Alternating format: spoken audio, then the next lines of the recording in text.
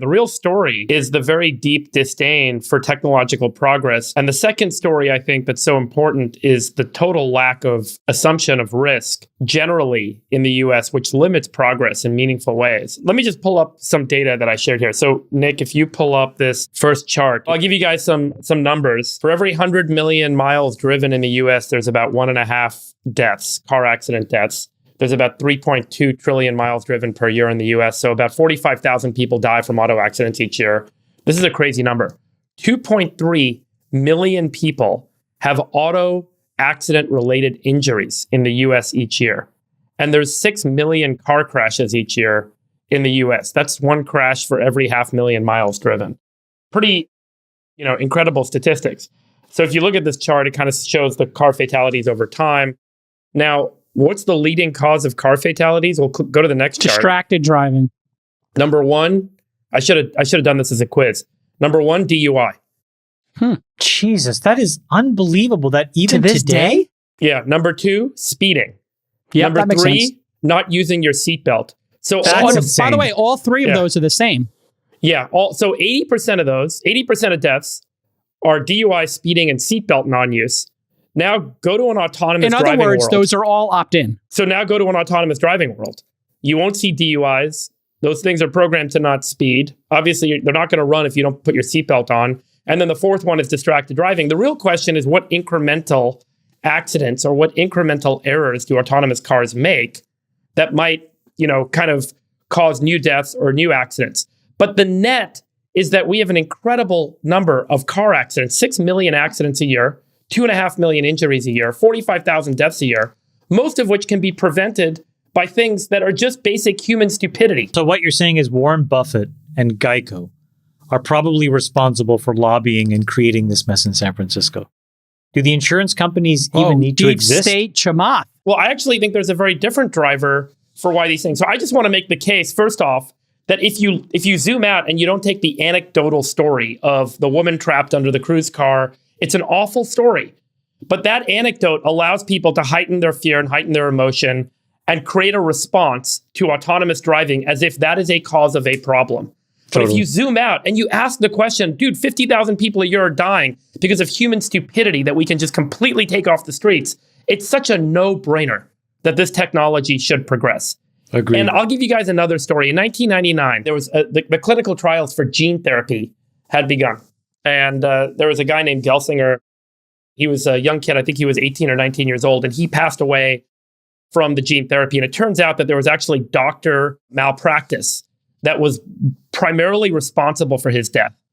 After that happened, the FDA and the regulators stepped in and they basically put a halt to all gene therapy clinical trials for about 7 years. The number of lives that were lost during that 7 years that went on that we did not make progress on getting gene therapy programs to market is significantly higher than the number of people that would have lost lives, which, by the way, it turns out when you go back to this particular death was driven by doctor malpractice, not by the gene therapy technology necessarily itself. And a lot of the stuff was understood. And I think we've heard Peter Thiel and others speak a lot about how the US has lost our appetite for risk. We say that if anyone dies or if any bad thing happens, a new technology should not progress. But when we look at the benefit of new technology relative to the cost of it, many of these technologies should progress at an accelerated pace, not at a decelerated pace. And the stepping in to stop these things from moving forward, because number one, we're rootly afraid of new technology. Number two, we kind of want to, there's a lot of regulatory capture and incumbency that wants to see these things not succeed. I think we're really denying ourselves, in many cases, the opportunity to realize progress because we're so concerned about any loss. Nuclear fission is a really great example of this. 3 Mile Island accident and Fukushima, if you look at the total number of lives lost, and there's incredible statistics, which I should probably not pull off the top of my head. I should probably make sure I get the right numbers. But Chernobyl is another good example. If you look at the total number of incremental cancers and the total number of lives that were lost from Chernobyl, you look at 3 Mile Island, you look at Fukushima. Yeah, Chernobyl was 46. Yeah. You can make a statistical argument that even with those extraordinary cataclysmic disasters, the number of lives that could have been improved, the number of lives that could have been saved, the progress that people could have made, the number of people that could have been pulled out of poverty if we made cheap, abundant energy available at an accelerated pace rather than at a decelerated pace, it could have had a much more significant effect. So I view this in the lens, this autonomous driving backlash, in the lens of what we see with a lot of new technologies, which is we lose our appetite for risk, we lose our tolerance for any sort of incremental loss, and we lose perspective on the fact that that loss is far, far, far outweighed relative to the gains that you gain if you can get that technology into market faster, not slower. And I think that's just such a real kind of storyline that's not told very often about how technology and progress is limited, particularly in the modern age. Because once you have enough stuff, you're not willing to take as much risk. Meanwhile, you see China building 450 nuclear fission stations and the US building none. And I think that that's part of the story of where the US is today. You know what's another example of this? SpaceX, some shrapnel got blown into the uninhabited desert lands around Boca Chica, Texas. You're talking about Starship? Yeah, Starship. The big one, yeah. And they come in and they're like, shut the whole thing down. You can't have shrapnel flying around. Think about the risk tolerance equation here. So if you delay SpaceX by 6 months to make sure that shrapnel doesn't fly through the desert, that's 6 months longer till humans can perhaps inhabit the moon, go to Mars, do all these extraordinary things. This is what I mean about the lack of tolerance for risk. We have to assume that there is a cost in moving things forward. There has to be a cost in progress. You don't go fight a war and try and move the front lines of a battlefield further into the enemy territory and assume you're going to have no loss. And all of human progress needs to be thought about in a similar way. We have to have some degree of loss and some tolerance for risk as we try and make progress with our species. And technology always is going to have setbacks. It's always going to have mistakes. But if the net benefit far outweighs those mistakes, we have to be willing to accept it and get everyone to kind of take a broader perspective on what we're doing.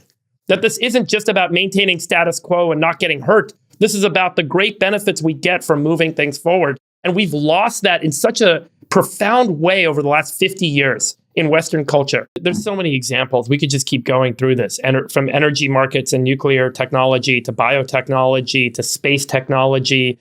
I've lived it. I mean, like GMO technology and bioengineering and in food systems, there's a fear and a concern. And like Rob Henderson said at our summit, I've always viewed those to be luxury beliefs, that this idea that I don't want to have my precious things changed, when the benefit really accrues mostly to the poorest people in the world.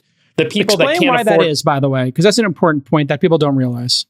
When you make things more productive, whether it's an acre of land to make more food, or a unit of energy and the cost comes down per unit of energy, those of us who already have a lot of stuff and have all of our basic needs met, we have housing, we have shelter, we have food, we have energy, we can afford it, we live in a great environment, we live in a place that we can do whatever the heck we want anytime we want. We don't care if the price goes up by 30%. I'm happy to go down to Whole Foods and feel good to plop down an extra 50% to buy an organic banana. Someone who only makes $8,000 a year cares very deeply about that cost delta. They need to see the cost of food go down, the cost of energy go down, the cost of medicine go down. The improvement that's driven by technology and has been for 10,000 years mostly accrues to the poorest people in society first. And that's the problem. And so we all who are in charge, those of us who are rich, who are elite, who have power, who have control, who have influence, who run the fucking government, we all get to raise our hand and say, I don't want to take any more risk because one person died. Meanwhile, 1 million people are starving to death over the next 3 months. And you can make that same story and you can connect those dots in every area of technology that humans have lost their risk tolerance for in the wealthy, industrialized West.